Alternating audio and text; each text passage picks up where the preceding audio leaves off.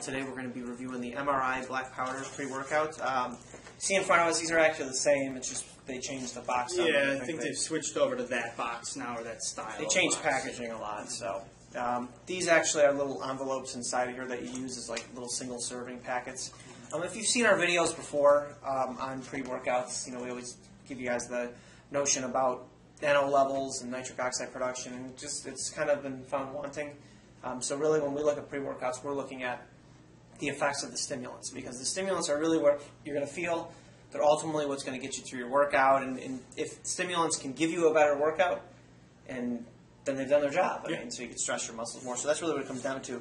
With nitric oxide, make a long story short, it's just the ingredients that have been used to date. You know, mainly arginine is found to be limiting. You know, at some point your body wants to return to homeostasis and stops any increase in nitric oxide production from them. So that's really where that's at right now. Do you want to get into some of the ingredients? First thing, they call it their proprietary blend for size and recovery. That's just arginine, alpha-ketoglutarate, and arginine HCl or hydrochloride. So you've got 3,000 milligrams or 3 grams of arginine in there. So that's where I guess they're saying you're going to get your pump from. That would be the first. And actually, I've noticed there's a difference in the newer box. They have something called actinase IR whey peptide fraction. It's actually on this box, but at the bottom. They're saying that this is peptide from whey that's supposed to increase nitric oxide levels. You know, I haven't seen. I know there is some research on it, but I guess I haven't really gone into that too much in terms of the nitric oxide quality of that whey peptide fraction. I don't know if I've never. That's news to me about whey peptide fractions increasing nitric oxide production. So, if there is anything, it's got to be not too significant, because I've never found anything. And by that measure, then whey protein in and of itself would be pretty good at increasing nitric oxide levels significantly. So. Yeah, and you've got proprietary blend for strength and power. This is just a blend of electrolytes, sodium, potassium, calcium, and then at the end there is creatine anhydrous and creatine ethyl ester hydrochloride. So that's a 2,000 milligram or 2 grams. Now, if you watch our videos in the past with creatine, it's generally 3 to 5 grams per serving. So with all of those electrolytes, you're probably not going to get a significant dose of creatine. With there being 5 ingredients there at 2,000 milligrams. So, and it's at the end of that proprietary blend. So probably not going to get much of a benefit from the creatine out there. Mostly just the electrolytes. And then proprietary blend for stamina and endurance: potassium bicarbonate, sodium bicarbonate, and beta-alanine. That's an 1,100 milligram or 1.1 grams. I think with beta-alanine generally it's around 1.5 to per serving, and you'd be looking 3 to 5 per day is ultimately what you'd be looking for. And that's common sometimes with pre-workouts where they'll put creatine and beta-alanine in there. But oftentimes it turns out that you're going to want to take it separately as well to help supplement that usage. It's not necessarily something where you want to take for your main source of creatine and beta-alanine. So. Yeah, definitely not going to be enough to feel much from out of here.